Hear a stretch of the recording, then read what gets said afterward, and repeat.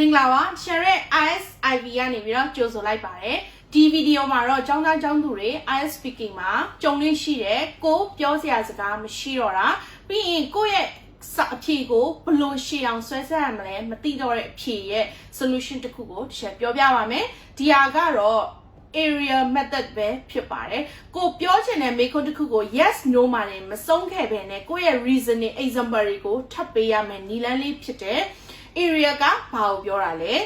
A stands for answer. Give a direct answer to the questions. Examiner မေးလာတဲ့မေးခွန်းကိုတခြားတို့ကဓာတ်ရိုက်အဖြေတစ်ခုပေးပါနောက်ထပ်တစ်ခုကတော့ reason ဖြစ်တဲ့ give a reason why do you think this way ကိုယ့်ရဲ့အဖြေကိုဘာလို့ yes or no ပေးရတာလဲဆိုတာကို reason တစ်ချက်ပေးပါနောက်ထပ်ကတော့ example ကိုယ့်ရဲ့ reason ကိုပို့ပြီးတော့ခိုင်မာသွားအောင် example တွေနောက်တစ်ခုပေးပါပြီးရင်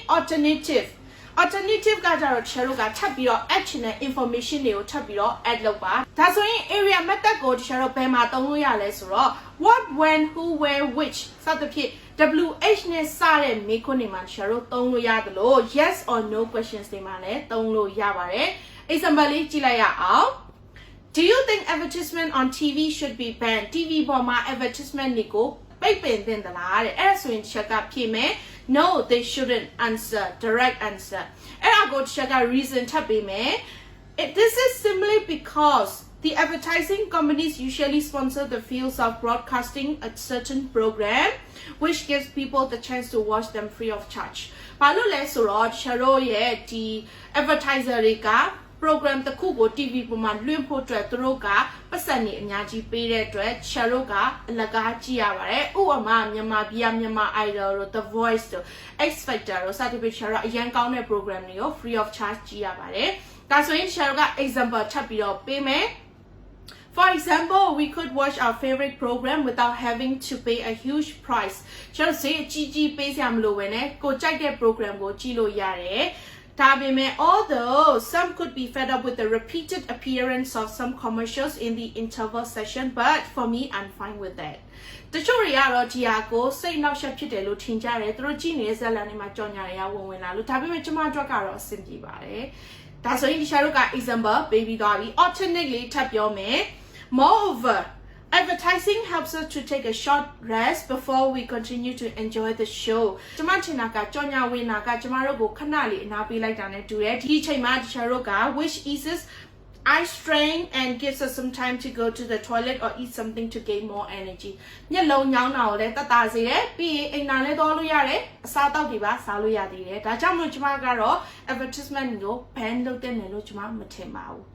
အဲ့မနော်ဒီနေရာမှာတခြားက facts နှစ်ခုပေးခဲ့တယ်ဟုတ်တယ်နော်ပထမတစ်ခု free of charge ကြည့်ရတယ်နောက်တစ်ခုကို alternate မှာထပ်ပြီးတော့ပေါင်းထည့်လိုက်တယ်တခြားတို့ရဲ့ rest time ခဏရပါတယ်ဆိုတာကိုထည့်လိုက်ပါတယ်ဒါဆိုရင် area method ကိုသုံးတတ်မယ်ထင်ပါတယ်ဒါဆိုရင် Sharo IELTS speaking ရဲ့မေးခွန်းပုံစံလေးတစ်ချက်ကြည့်လိုက်ရအောင် part 1 2 3ဆိုပြီးတော့ခွဲထားပါတယ် part 1ကကြောင့်4မိနစ်ကနေ5မိနစ်ထိကြာတတ်တယ်ပြီးရင် Sharo နဲ့ရင်းနှီးပြီးသားမေးခွန်းတွေကိုပဲမေးတာပါဒီနေရာမှာကျောင်းသားအများစုကလွယ်လွယ်ကူကူနဲ့ဖြေဆိုနိုင်ကြတယ် part 2ကကြတော့3 to 4 minutes ကြာပါတယ် the long term လို့လည်းခေါ်ပါတယ် examiner ကကိုမေးခွန်းတစ်ခုပေးတယ်ကိုကအဲ့မေးခွန်းတစ်ခုကို1 minute note down လုပ်ရတယ်ပြီးရတဲ့ Sharo က2 minute တောက်လျှောက်ပြောရပါတယ်ဒီဟာက the long term part 3ကကြတော့4 to 5 minutes ကြာပြီးတော့ Sharo ကခုနက part 2နဲ့ပတ်သက်တဲ့ topic ရဲ့မေးခွန်း5ခုသို့မဟုတ်6ခုမေးပါတယ်ဒီလိုမျိုးမှာဆိုရင် Sharo ကpart 1နဲ့မတူတော့တာကမေးခွန်းအရှိကြီးတွေကိုဖြေပေးရတယ်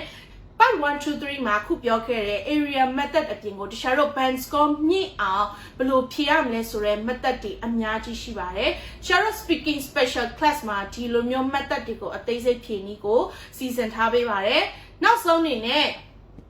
မေလမှာဖွင့်မဲ့အတန်းမှာတခြားကတင်နန်းသူတင်နန်းသားတွေအတွက်အရန်အကျိုးရှိမဲ့ lecture တွေကိုလာပြီးတော့မျှဝေပေးမဲ့ native speaker တယောက်ကိုပါဖိတ်ကြားထားပါတယ်ဒါကြောင့်မလို့အားလုံး18ရက်နေ့မှာတွေ့ကြပါမယ်